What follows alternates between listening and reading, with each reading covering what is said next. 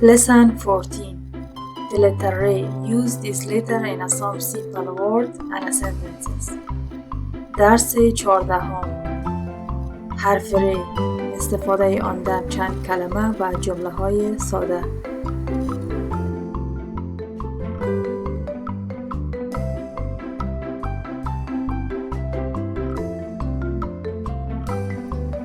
ری ری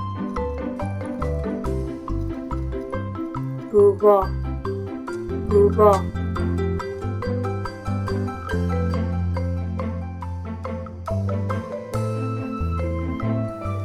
ری واو بی الف ه روبا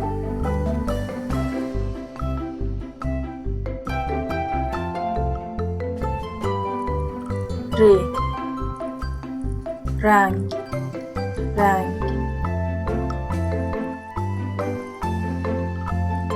ری نون گاف رنگ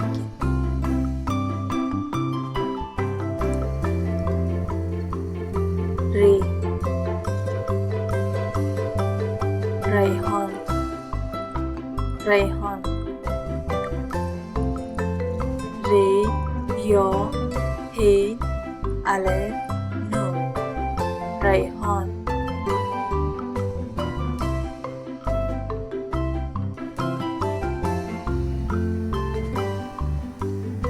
ری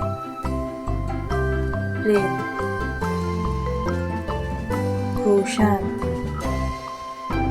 ری واو شین نون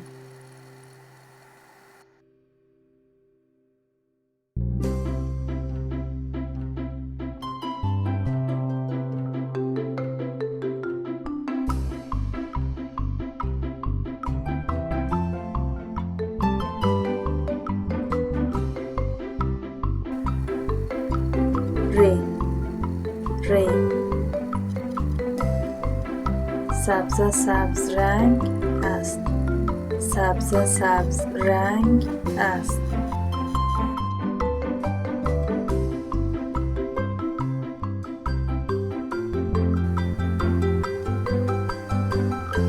سبز رنگ سبز رنگ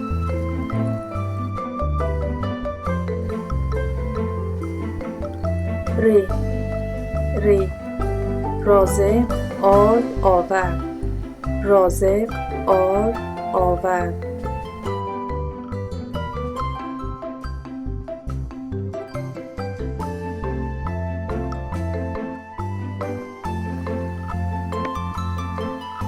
ری رازق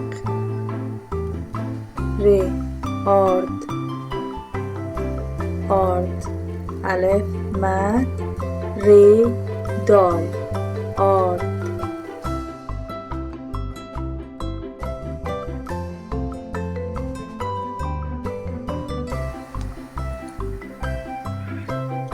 ری ری در بهار درختان سبز می شوند در بهار درختان سبز می شوند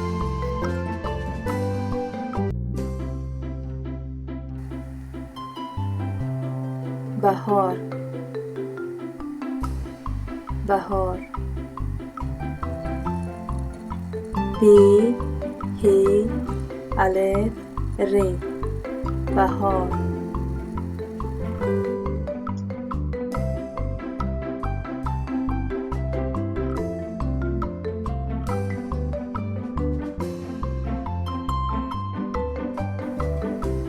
Match the words with pictures.